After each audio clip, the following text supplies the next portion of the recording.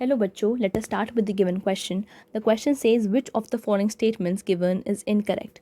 Option A, in microinjection method, foreign DNA is directly injected into the nucleus of animal cell by using microneedles. Option B, microinjection method is used in oocytes, eggs and embryo.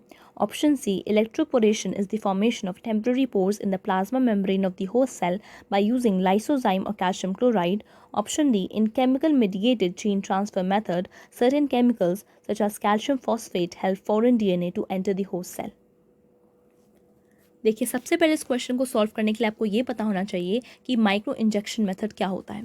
So let us right the key concept involved in this question, and that is having the knowledge of micro injection method.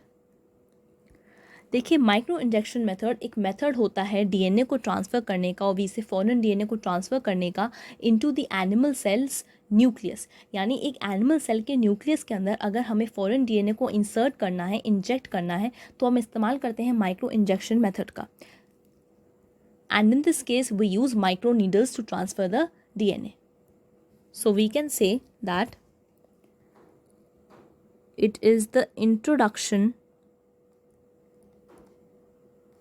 of foreign DNA into the nucleus of host, which is animal. तो micro injection हम animals के लिए ही use करते हैं, हम plants के लिए micro injection method का इस्तेमाल नहीं कर सकते. So now let us start reading the options. Option A says in microinjection method foreign DNA is directly injected into the nucleus of animal cell by using microneedles. देखिए ये एक true statement है, क्योंकि जो माइक्रो इंजेक्शन मेथड में हमने क्या किया, फॉरेन डीएनए को डायरेक्टली इंजेक्ट कर दिया एनिमल सेल के न्यूक्लियस के अंदर. किसका इस्तेमाल करके? माइक्रोनीडल्स का इस्तेमाल करके. तो क्वेश्चन में हमें इनकरेक्ट स्टेटमेंट पूछी है, तो हमारा ऑप्शन ए तो करेक्ट है, तो हम ये आंसर नहीं हो सकता. Now option B says microinjection method is used in oocytes, eggs and embryo.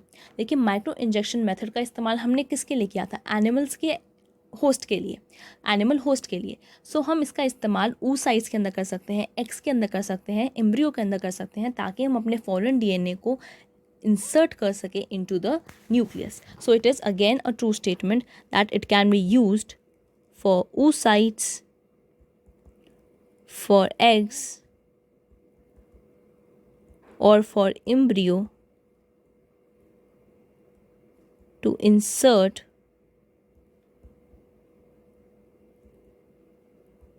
foreign DNA directly. So option B हमारा एक करेक्ट स्टेटमेंट है, क्योंकि micro injection method is used in oocytes, eggs and embryo. This is true. Now option C says electroporation is the formation of temporary pores in the plasma membrane of the host cell by using lysozyme or calcium chloride. This is again a true statement, क्योंकि electroporation क्या होता है? electroporation का मतलब होता है temporary pores का बनाना host cell की प्लाज्मा मेम्ब्रेन के अंदर, ताकि हम अपने फॉरेन डीएनए को इंसर्ट कर सकें इनटू द होस्ट सेल. और इसके लिए हम क्या इस्तेमाल करते हैं? लाइसोजाइम से कैल्शियम क्लोराइड का इस्तेमाल करते हैं, ताकि हम पोर्स को बना सकें, हम परमेबिलिटी को इंक्रीज कर सकें पोर्स को बढ़ाकर. So in this method we use either lysozyme or we use calcium chloride. So both of them are used in electroporation method. So that means हमारा ऑप्शन सी भी एक करेक्ट स्टेटमेंट है.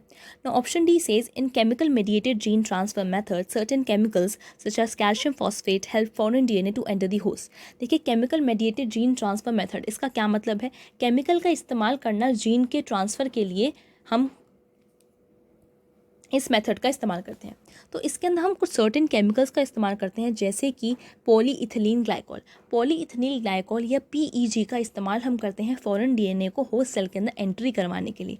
And यहाँ पे लिखा है कैल्शियम फॉस्फेट, तो हम कैल्शियम फॉस्फेट केमिकल का इस्तेमाल नहीं करते, हम इस्तेमाल करते हैं पॉलीइथिलीन ग्लाइकॉल का. सो दैट मीन्स ये एक इनकरेक्ट स्टेटमेंट है, सिंस हम यूज़ करते हैं पॉली इथिलीन ग्लाइकॉल का, जिसको हम PEG भी कहते हैं। सो सिंस यहाँ पे कैल्शियम फॉस्फेट लिखा है तो यह स्टेटमेंट हमारी एक करेक्ट स्टेटमेंट नहीं है। सो हमें क्वेश्चन में इनकरेक्ट स्टेटमेंट पूछा तो हमारा करेक्ट ऑप्शन होगा option D, which says in chemical mediated gene transfer method certain chemicals such as calcium phosphate help foreign DNA to enter the host cell. So this is the required answer. Hope you understood the question well. All the best.